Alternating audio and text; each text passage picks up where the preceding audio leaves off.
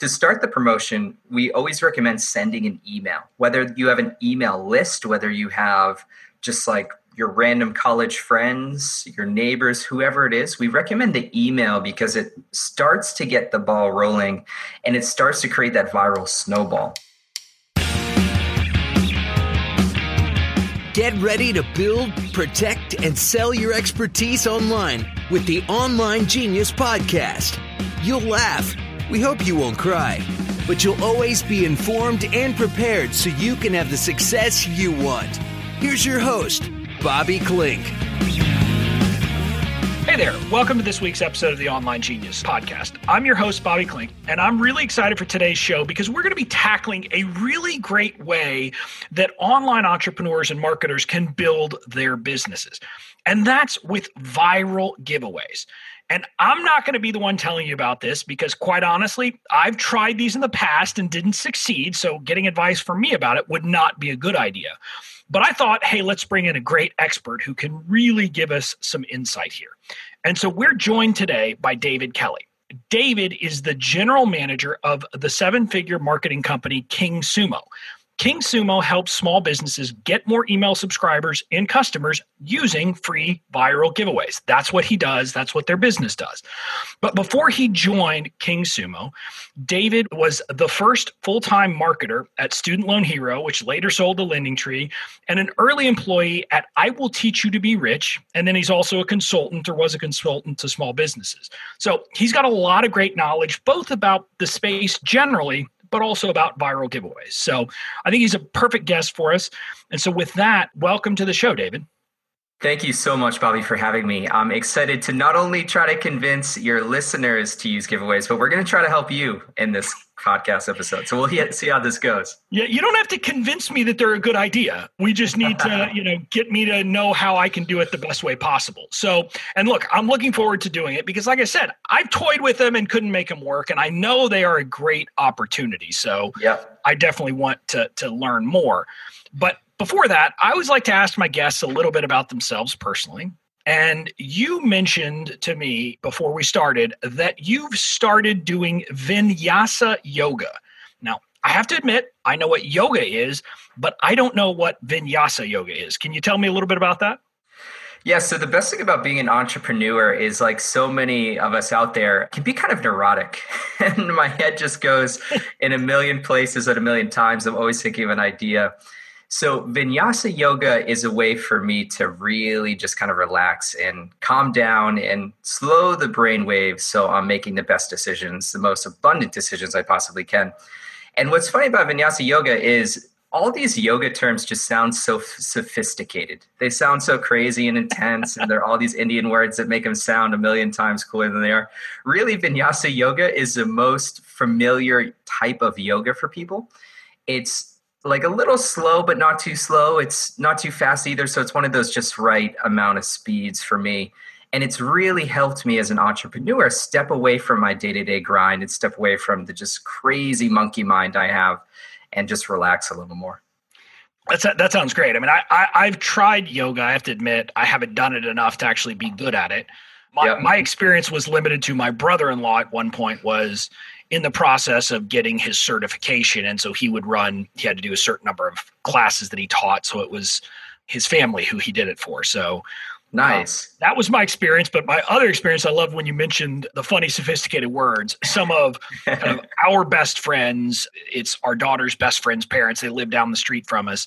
They have two dogs. One of them Stira, one of them Sukha, which are two yoga terms, which I didn't know, but they're big into yoga. And so they love those terms.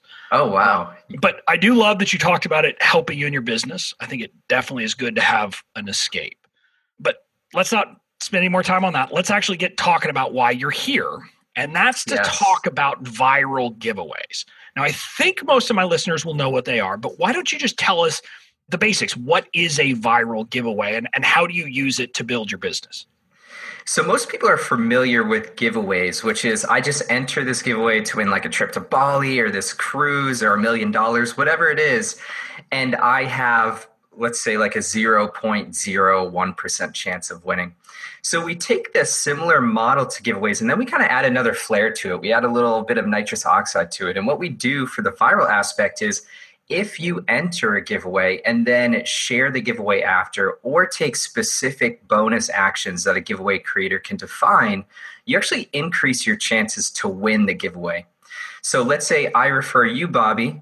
I get 3 additional entries to the giveaway. You get 1 entry, and then you can start referring people. So theoretically, it increases my chances to win the giveaway when I refer more people, which adds an element of me becoming a salesperson essentially for the giveaway.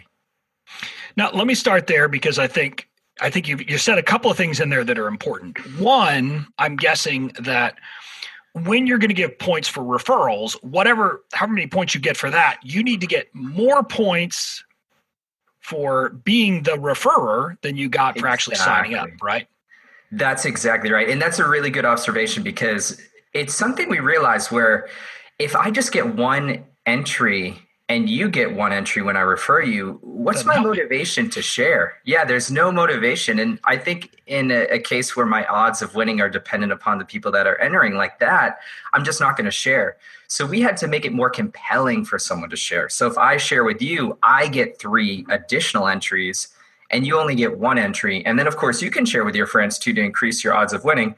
But we see people with big influencer groups or even just people with smaller influencer groups share with their friends and dramatically increase their chances of winning, often by 10x.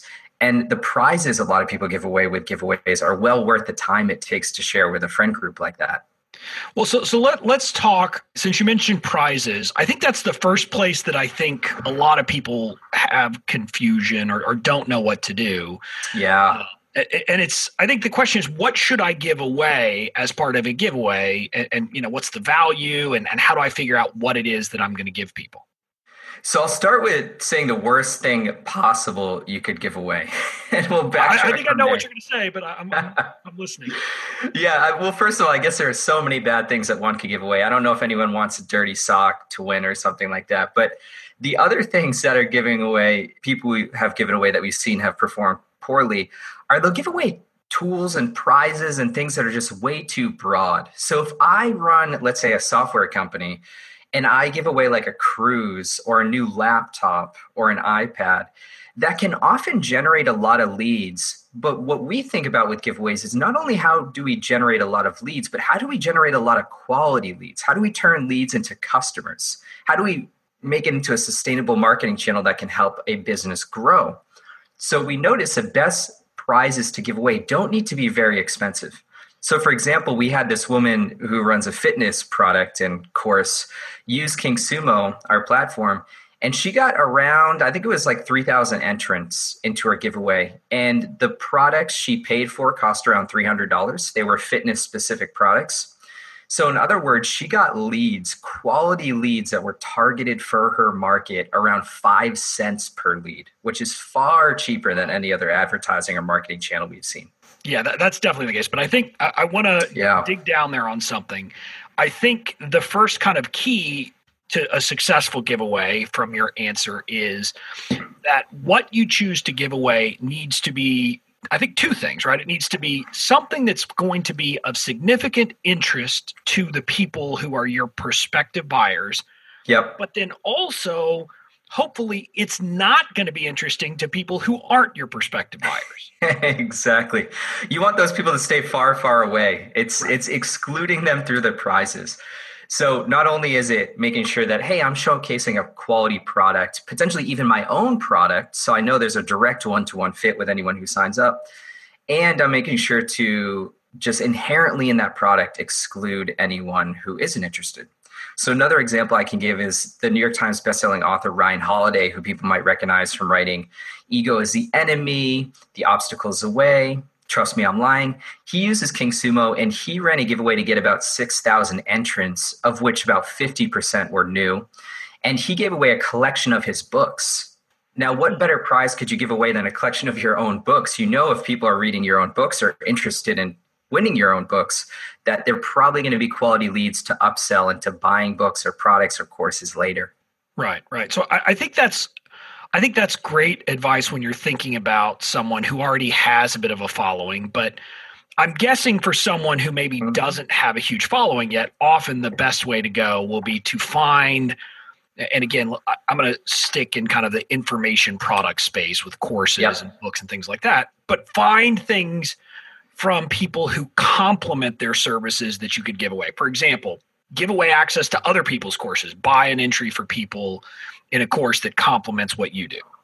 Exactly. And I think there's a great point that you just brought up in that if you have a small audience, and a lot of us entrepreneurs, when we start out, we just don't magically get these multi-thousand person audiences.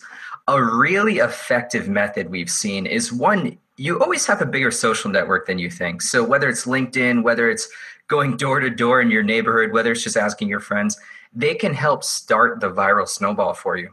And then secondly, we've actually seen people just reach out to partners or people they admire and say, hey, I'm a small business owner. I love your product. Here's why I love your product. I would love to just get 1 to 2 products from you to give away. I'll link you in the giveaway. I'll link you in our email promotions, et cetera, et cetera. And for most people, they're like, heck yeah, I give away 2 products, which costs me basically nothing. I get free promotion from this person who wants to give away my products. They like my products, so they'll speak of it highly in the marketing material. Why wouldn't I do that? And we've seen people be very, very successful doing those partner giveaways. It's just that often people are too scared or nervous or afraid to reach out to partners or people they admire and ask for free products.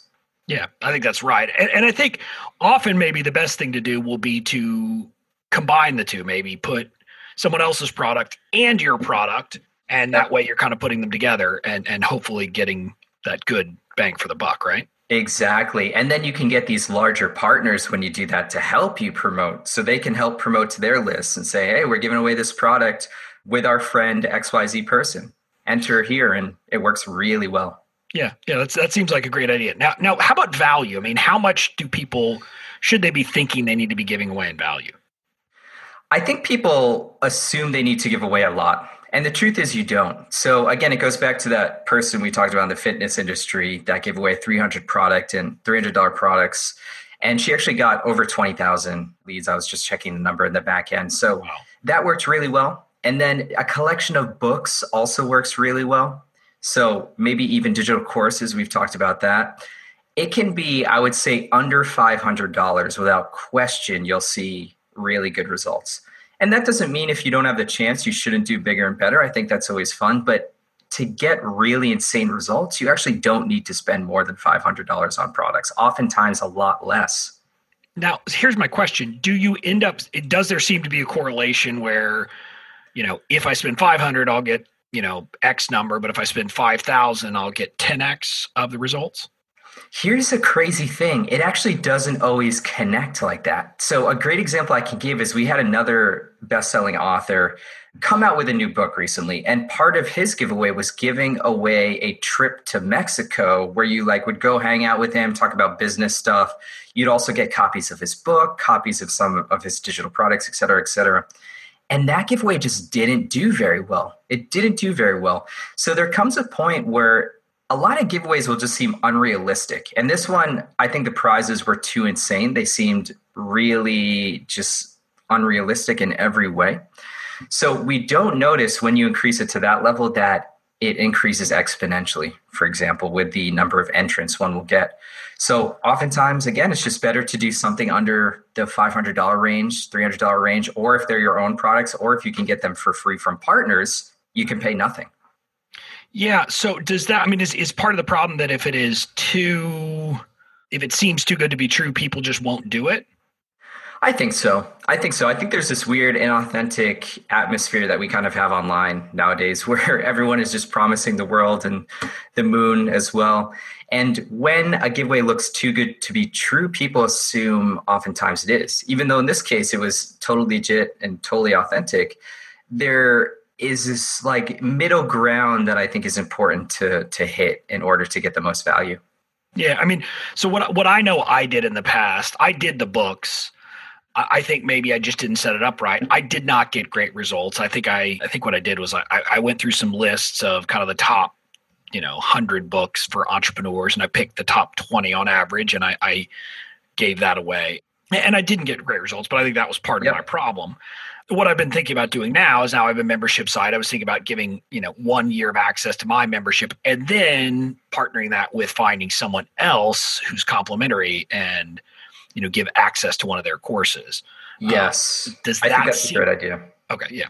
All right. Okay. So let's move off. Once you figured out what you want to give, how do you start from there? Well, let's start with this. How long should the giveaway period be from the time that you launch it until not cart close, but whatever the last entry can come in? We recommend anywhere between a week and 2 weeks. Anything longer than that, we notice just doesn't really move the needle in a relative fashion. Okay. So, for example, we're working on a case study right now with this amazing organic company that has essentially like chocolates that are fair trade and stuff like that. And they did a deep analysis on what they saw with their giveaway results. And they ran a giveaway for a week. And they actually noticed that within that week, the most entries came on the first day and the last day. And there are certain promotion techniques we can talk about a little bit as far as why that happens. But they did see very heavy dips in between the two peak days at the beginning and end. And they were still getting a good number of signups on the off days, quote unquote. But anything longer than a week, as we were looking at the numbers, we would have realized that it just wouldn't have worked as well. So somewhere in like the 1 to maybe 2 week range, depending on if you have partners and you guys want to stagger some promotion. But anything longer than that is just kind of wasting time, and you're not going to see the results as effectively as a 1 to 2 week would.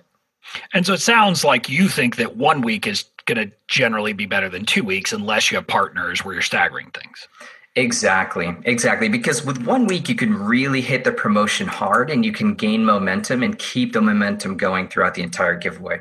Now, if you have partners, they can also help propel that because you're essentially doubling or tripling or quadrupling the promotion strategy, which can stretch across 2 weeks. But 1 week for a single giveaway is really all you need. And so you keep talking about partners. How would you use partners? How would you compensate partners here? Just as affiliates, so if someone later bought, they would get affiliate commissions, or would you do it some other way? The crazy part is you don't even need to do that a lot of times, which is kind of insane to think about. But partners, when we think about how to help partners, right? And I think in business, of course, it needs to be mutually beneficial for really anyone to do anything. Right. And with the partners, as long as you say, hey, we're going to promote you guys on the landing page, we'll link to whatever link you guys want to link to. If you want it to be a specific product landing page for you guys, we can link to that on our giveaway page. We can link to you in the promotion material. So when we promote on social, when we promote on email, we can tag you guys. We can link to your landing page again. Oftentimes, because the prize they're giving you is so cheap for them to give you, they just will give it to you and that's all they need. They just need some backlinks and that's fine. So how do you go about finding a good partner to partner with for a giveaway? I think there are a few strategies you can use. So one is leveraging LinkedIn. And I think LinkedIn is a great resource for a lot of marketing in general. And one of the things I think it's really good for is finding CEOs or marketing team members at different companies that fit within different audiences or niches that you can target. Another thing is using a tool like BuzzSumo and just finding different audiences again or different types of products that you can feature, or just even Googling. So when we've tried to find product partners, we've used all three of those and we've really just kind of searched around for, hey, this one seems like a good information product that could complement us, or hey, this one doesn't. And we'll put together a list of around 5 to 10 partners and reach out to all of them. And we'll probably get like a 50% success rate depending on how our email is phrased. And of course it varies. Sometimes we get 20% of people responding. Other times we get 100%. But I think around 50% is a good target to aim for. Okay. I think those are all great suggestions. So now I want to move because we've gotten kind of the how we put it together piece. Yep. So once you've decided that you're going to do this, and let's say you've decided on a 1 week promotion period, if you will, what does it look like? Do you start promoting it before people can sign up? Do you start hinting at it? What do you do? Oh man, you do what is ever necessary. So tattoos on your face, whatever you need to do. But really, we actually noticed a few things works really well to get the ball rolling. So to start the promotion, we always recommend sending an email, whether you have an email list, whether you have just like your random college friends, your neighbors, whoever it is. We recommend the email because it starts to get the ball rolling and it starts to create that viral snowball. And along with that, we also recommend like the standard social promotion. to get people sharing. And then there are some other places that you can put it to get a little attention. So one thing we've done in the past is we've actually used Reddit. There's a subreddit called Giveaways. It's r/giveaways. And a lot of people will actually avoid this subreddit because they think it leads to low quality leads. And there is an argument to be made for that. But our philosophy on it is this. If we spend 5 minutes posting on Reddit and getting some of our friends to upvote, and we get one customer from that out of the hundreds of people that'll enter from that. So if we get like a 1% conversion rate, which is very reasonable, then it pays for itself. It pays for itself. For a 5-minute task, we get a very solid ROI. So something like Reddit and something like these other contest websites that you can submit your giveaway to, I don't think are as bad as people think. I would just say use them with caution and try to avoid depending on them for 100% of your promotion. And so I guess my question is do entrepreneurs need to be putting money behind these things, running Facebook ads, or will it generally be that you can seed it with your initial list and that's all you'll need to do? Facebook ads do help. And we had a local surfboard company here in San Diego where I'm based, run a giveaway recently, and they promoted it via Facebook specifically. And our tool, King Sumo, you can do page view and complete registration tracking so you can understand how many people see the page and then how many people enter the page directly within Facebook ads. And they noticed actually just by promoting 100% through Facebook, so they wanted to try just paid promotion, they managed to spend, I think, around $700 on the product, I think around $150 per week on advertising. And they did this for 4 weeks. And they already during the giveaway got someone to buy an $800 surfboard. And usually they'll see an ROI based on other giveaways over the next 2 to 3 months as these 5,000 entrants were added to their list. So Facebook can be useful. It isn't 100% necessary, but it does work pretty well. Okay, so let me, if you don't want to go that route, if you want to start with just seeding it with free traffic, how do you, and again, I can't remember, I think you guys have defaults, but I assume people can pick what will get them, what will get entrance extra points and how many points they get for each one. What's the best way to structure it? Exactly. So you're exactly right in that we give those options. So out of the box, there are some options like if someone promotes on Facebook, if someone promotes on Twitter, and you can enter and change the share copy on platforms that allow it, like Twitter, to tag certain hashtags that are popular, to tag your account specifically, et cetera, et cetera. So I think that's a really good just out of box solution. We've also noticed something really interesting, which is not only is it good to virally share and incentivize people to virally share, it's also really good to give bonus entries for people taking specific action. So another example is this giveaway that we did for a surfboard company a few months ago, which was the same surfboard company, just a different giveaway. We actually set up a coupon code within Shopify. And this could be also done via Stripe or whatever digital product software people use. Okay. And the deal was, hey, thanks for entering our giveaway. We have this special coupon code now for $25 off a surfboard just for entering the giveaway. And someone bought a really expensive surfboard using that strategy. And we've actually also used that strategy for partner giveaways. So after a giveaway will end, to all the non-winners, we'll send an email saying, hey, you actually didn't win the giveaway, but heads up, we're going to hook you up anyway. And we convinced all our partners that we've worked with to give 10% coupons off their digital products. So it drives additional revenue from these sources that wouldn't typically buy or didn't even know about the product before the giveaway. Right. But so with yours, let's say with what I was talking about, where I would have my giveaway and then or my product and then someone else's. I assume one idea would be I'm going to give mine away, but then also say give everybody who enters some kind of discount code that they can use to buy my course, I assume is exactly. And exactly. I assume you don't tell people that as they're signing up. That's just kind of a bonus at the end. It can be both. So we've done both successfully. We've mentioned during the sign-up process, hey, anyone that enters will also get a free coupon code. we've mentioned it right after someone enters. So right after they enter, it's, hey, thanks for entering. Here's a coupon code.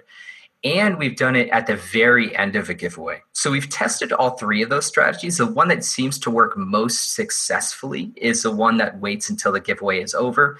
And I think the reason for that is everyone's just holding out hope that they'll be the winner. And then when they find out that they're not the winner, they decide to buy.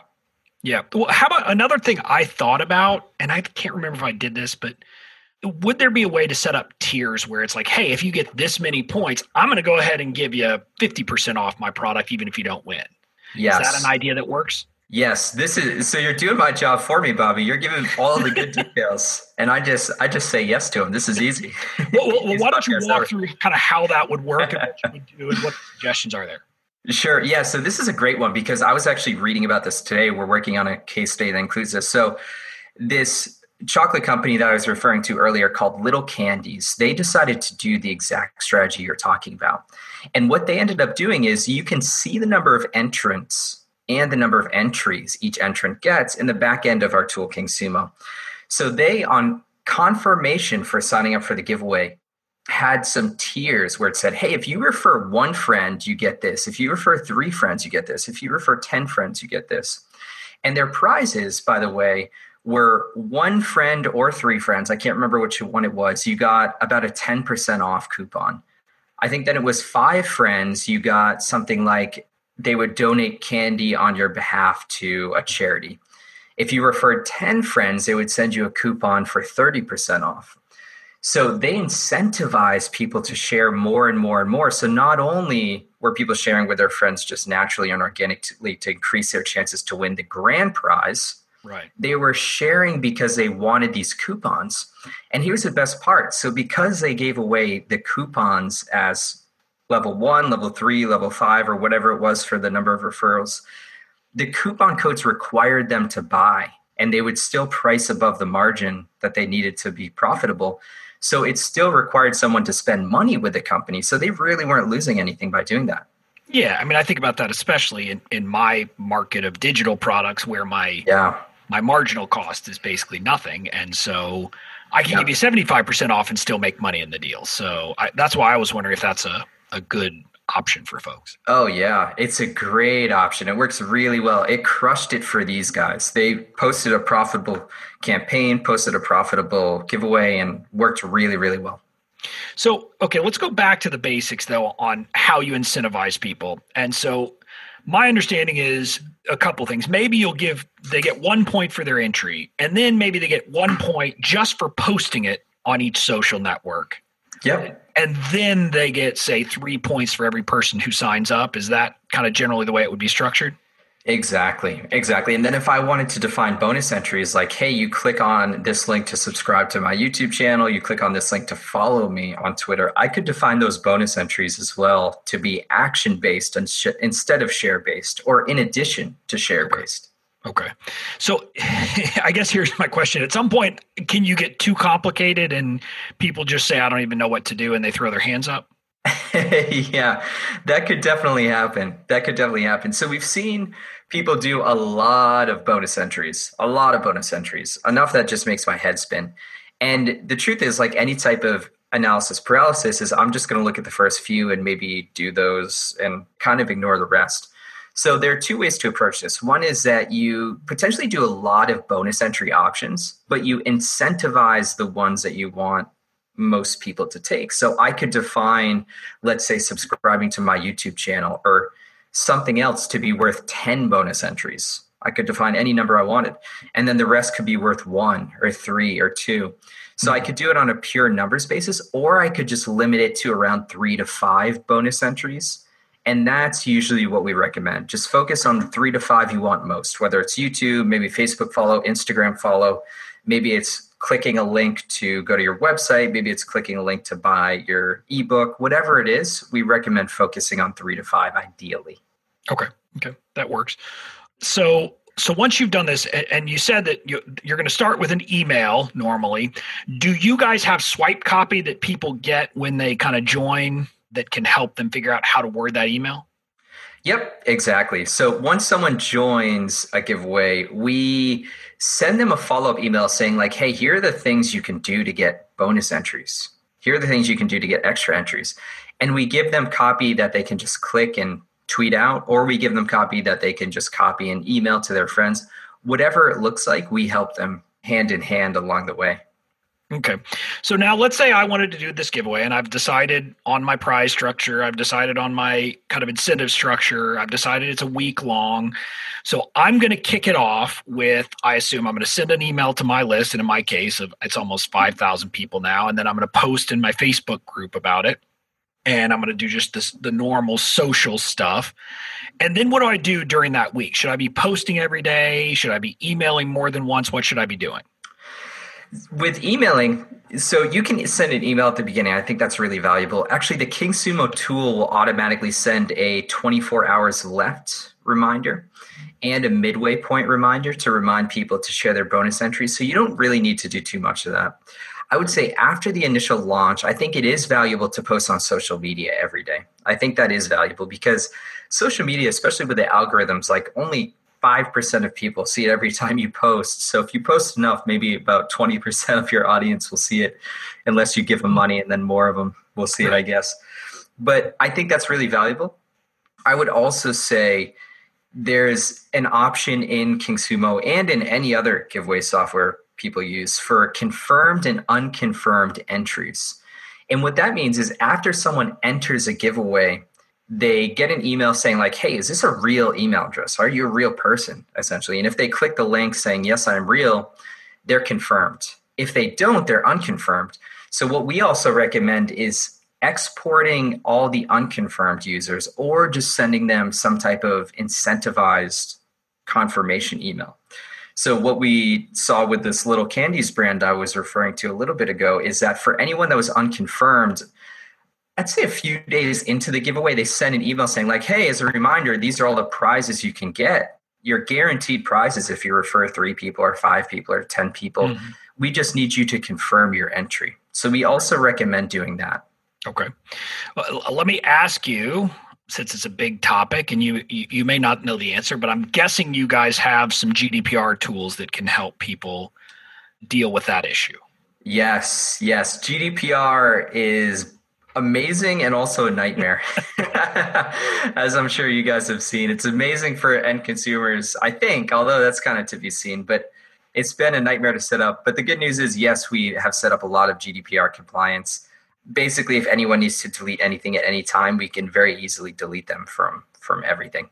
Okay. And you make it possible to do all the check boxes and everything that needs to be done to get permissions if necessary? Yep, we have a lot of that in place, and we're actually adding some more things as GDPR has fleshed out over the past couple months since the effective date. Yep. Yeah, deadline, and we've seen more of what people are doing. So we're going to add more of that stuff, but we haven't seen any issues, bottom line. Okay, great. Okay, so now once you've got your thing set up and it's running, what are mistakes that people make in these giveaways that kind of sabotage their results? Biggest mistake is just letting it die very quickly, right? So going back to what you mentioned about social media, if you're not posting on social media and if you're not at least sending it to some friends or just trying to make sure any partners you brought into the giveaway are posting and sharing with their group, you'll see results, but it could be better. So making sure that you're just very much focusing on generating the most leads as you possibly can through contacting your partners, through posting on social media is the number one mistake. The second mistake is actually not following up in the right ways. So just because a giveaway is over doesn't mean that everything with the leads you generated is over. So sending that post-entry, post-giveaway follow-up, trying to push people to buy the product, for example, with a coupon code works really well, and people forget about that.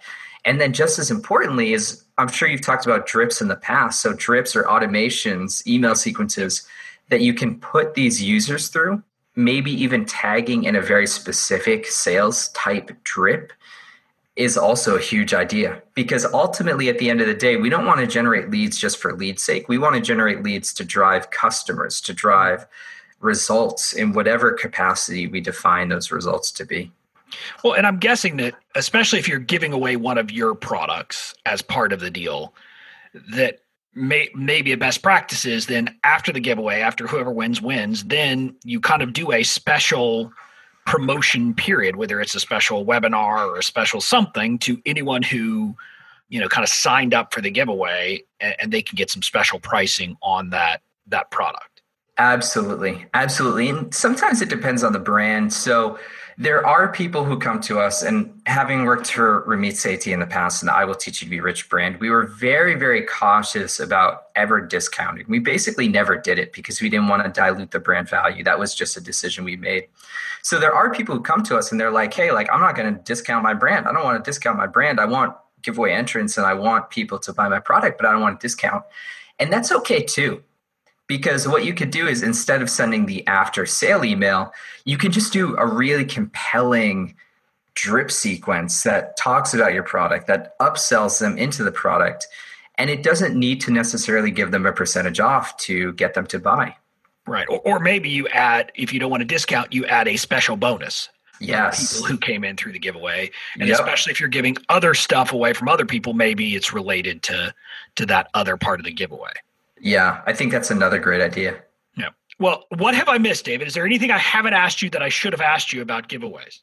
I think you hit on just about everything, Bobby. You asked me more questions than I ever thought I knew the answers to, so we did all right. Yeah, well, you seem to know the answer, so that's good. So look, I always like to ask my guests this question, and you can answer it in the frame of a giveaway or something else. But I like to think of digestible kind of small steps and small wins that people can get.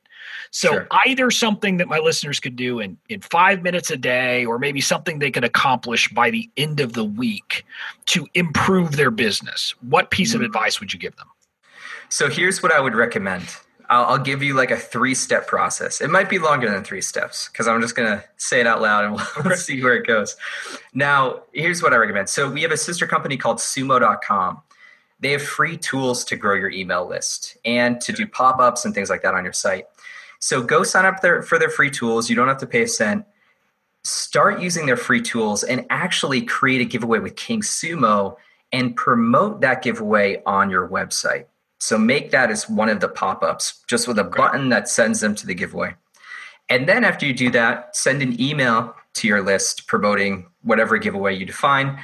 And then the third part is post it on LinkedIn. We have actually noticed LinkedIn is getting us on average 4 to 10 times the number of clicks that Twitter does, despite having half the audience size.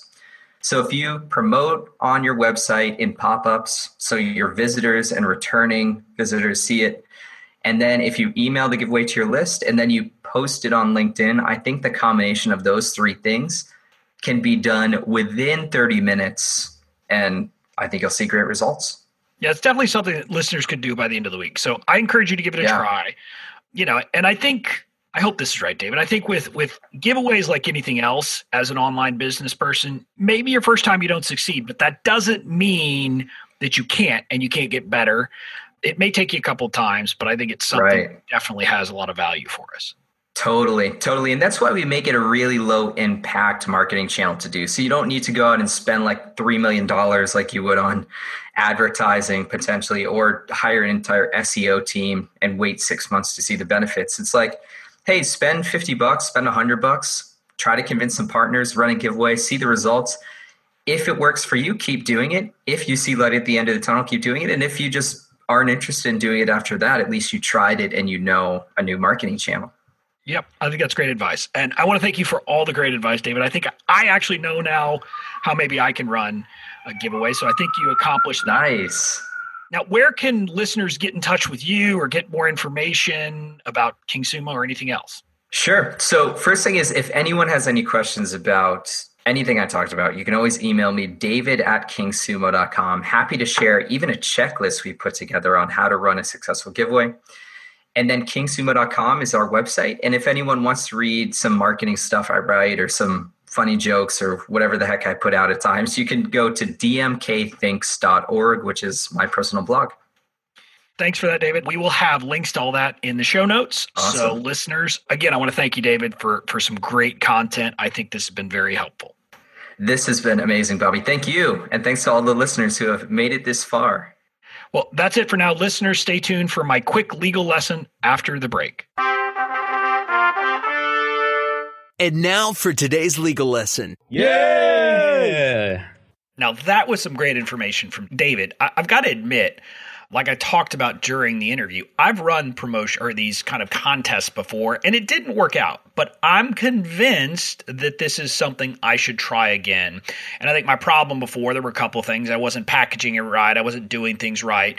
But now I have a real sense of what I can do to really make this successful. So I'm going to go ahead and do it as part of my next launch of a course. I'm going to go ahead and make sure that I do a contest, a viral giveaway to try to get more people on my list and really get my list activated. So I'm going to take the information from this podcast and implement it.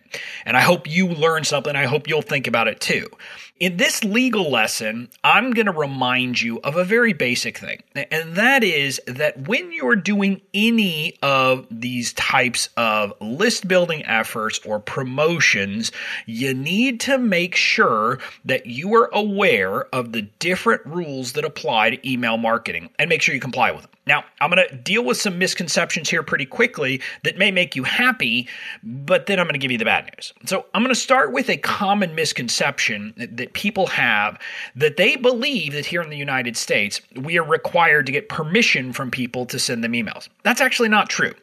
Under CAN-SPAM, which is the federal law that relates to email marketing here in the United States, really all that's required, I mean, there's some technicalities, but basically, you just have to give people a way to unsubscribe. And so that means if you're a US-based marketer marketing only to people in the US, quite honestly, it's the wild, wild west, and you're not going to get in trouble for your email practices as long as you let them unsubscribe and actually, unsubscribe them when they ask to. If you do that, you'll be fine. Now, here's the bad news.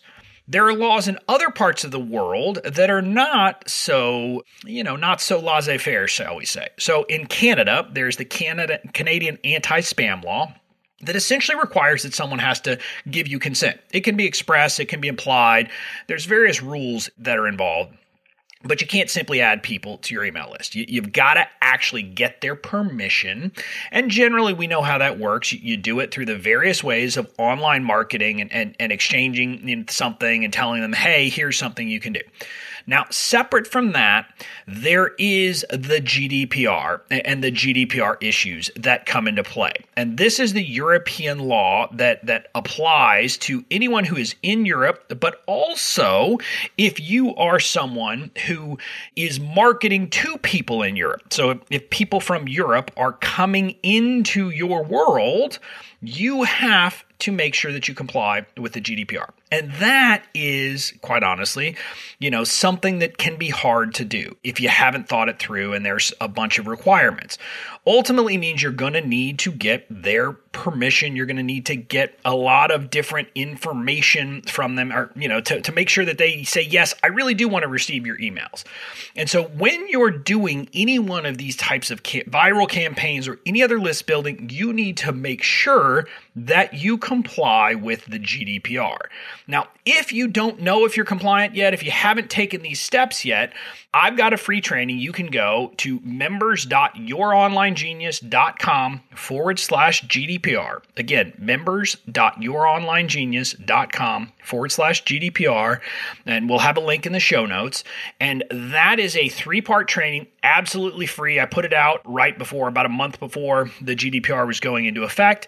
And it's still a good primer to help you understand how to comply with the various rules. But basically what it involves is setting up ways to make sure you're getting express consent from anyone in the European Union that they actually want to receive your emails. And if they don't give it to you, you're not going to email them anymore. And that's it.